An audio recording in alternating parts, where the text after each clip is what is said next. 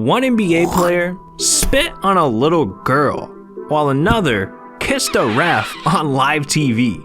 These are the times NBA players went too far. Back in 2019, Marcus Morris got so angry, he assaulted a player with a basketball mid-NBA game.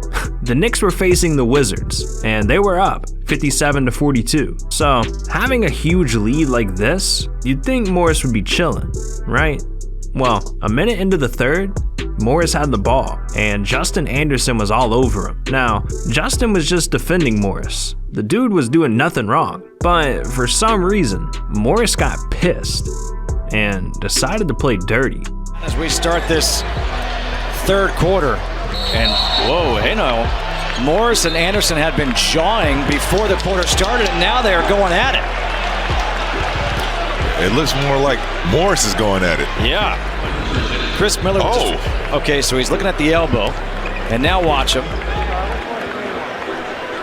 I don't know if I should laugh at that. Oh, did that just happen? Bruh. Morris really woke up today and chose violence.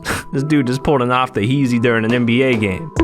Then tried to fight as if Justin was somehow in the wrong. And to make matters worse, it was only a preseason game. Morris, bro, I stick up for a lot of players, man, but you went way too far with this one. And the refs thought so too, so they ejected him from the game. You know, Morris just doesn't know how to handle the refs. He needs to take a lesson from Dwight Howard. Dwight was able to get himself out of trouble by making out with a ref. Back in 2017, in a game between the Hornets and the Hawks, Dwight was trying to have a monster game. So he was being aggressive, scoring down low and grabbing almost every rebound. But he was being a little too aggressive. The whistles kept blowing and Dwight racked up foul after foul. Then, in the fourth quarter, he got in serious trouble. Jeremy Lamb pulled up for a three, but missed. Dwight went in for the rebound, and that's when the whistle blew. So, Dwight pulled out the craziest move I've ever seen to get out of trouble. Jeremy Lamb, long three is no good. And Dwight fouls Dorsey. That's the fifth on Dwight Howard. He's going to come out of the game now. Did Dwight really just walk up and kiss a dude for calling a foul on him? I'm just so lost right now.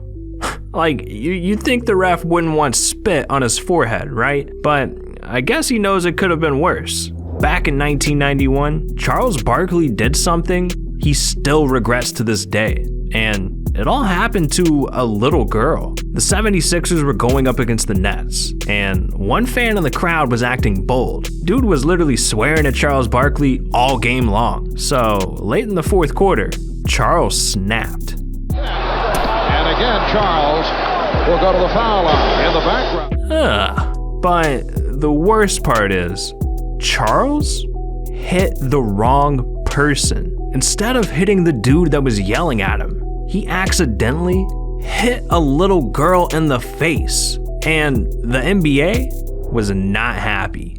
Charles was slammed with a $10,000 fine and a 1-game suspension. And apparently, it was all his high school Spanish teacher's fault.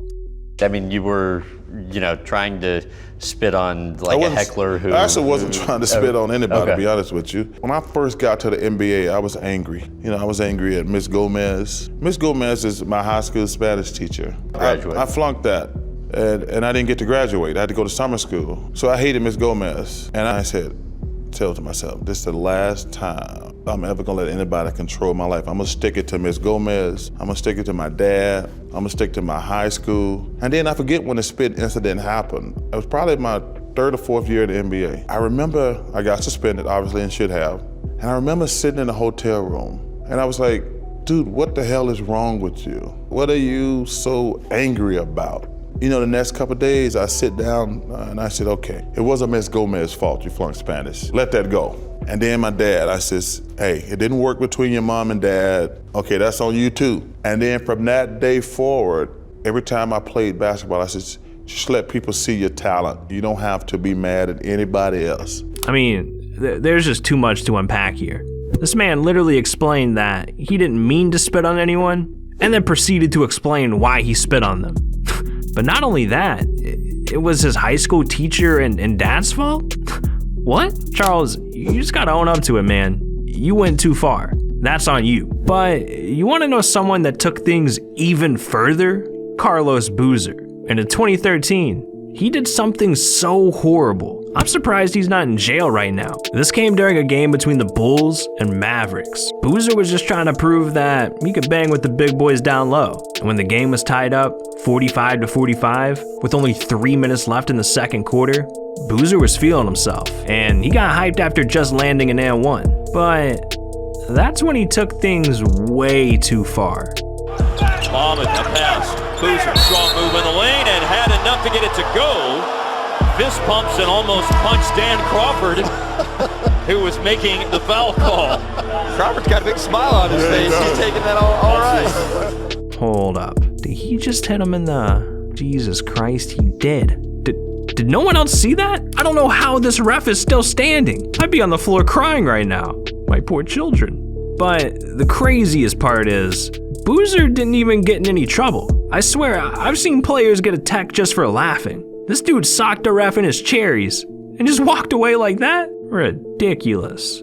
But what's even crazier is, if you don't drop a like and subscribe to the channel, he's gonna punch you in the nuts, just like that ref. Yeah, that's right, we hired that hit, and we'll do it to you too. And I know you can't risk that, so what are you doing? But anyways, I'm surprised the cops didn't get involved with this one.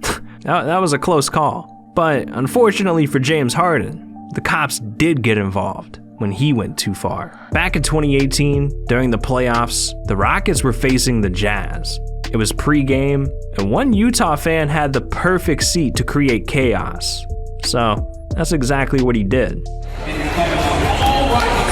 You're still the worst flopper in the NBA. Just still wait. Get back to your seat. I was back here. Back to your he just seat. hit my phone. I hit you one thing. I'm saying you want out of here, okay? I stood right here. Hey, we don't mind you cheering anything, but when talking to the police, he just hit my phone. You walk over here.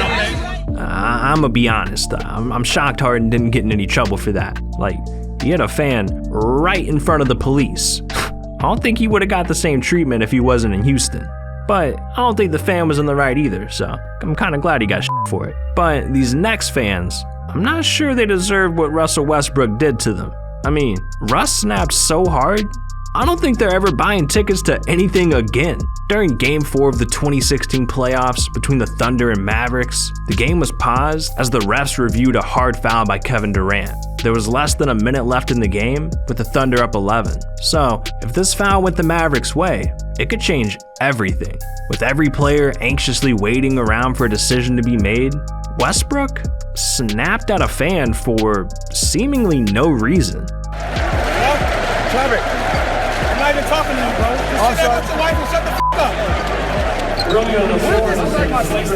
Damn, Russ. That was hurtful, man. This dude probably about to cry. Most times Russ has gone at fans, he was in the right for exploding at them. But this time, even the NBA felt he went way too far. So when this clip went viral, they slapped Russ with a $25,000 fine. But at least he's a normal human being and stopped after one fine. I can't say the same for J.R. Smith. What he was caught doing is so horrifyingly terrible. I had to start sleeping with the lights on. Back in 2014, the Knicks were facing the Mavericks, and with 2:08 left in the second quarter, New York was up 48-33, and JR checked into the game while Dirk Nowitzki was at the free throw line, and that's when JR did the unthinkable. With Tyson Chandler out of the game, there's no reason to settle. Attack the rim. Yeah, and for those just tuning in, he has an upper respiratory. This dude just untied Sean Marion's shoe in the middle of a game. Who else but JR, man? Can you really be surprised? Well, the NBA didn't care who it was. They hit him up and told him to never do that again. It was dangerous, and someone could have gotten hurt. And they threatened that if there's a next time, he'd be fined tens of thousands of dollars. So, you'd think JR would listen, right? Well, literally the next game JR played, he saw an opportunity, and he took it. Feeling refreshed, and you got your workout clothes on, and you got a great workout. And your dessert right there.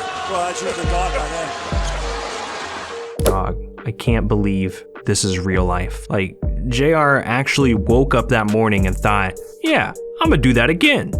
And at the end of the clip, Dwight actually tried to get JR back. You can see him reach over and try to untie JR's shoe, but JR got him with a little slap on the hand, so Dwight couldn't get revenge. These dudes were playing around and clearly thought the NBA didn't care, but they were wrong, cause the NBA slapped JR with a $50,000 fine for not listening. Just think about that, $50,000 for untying a shoe. But, you know, at least he didn't delay an entire NBA game, like Stephen Curry did.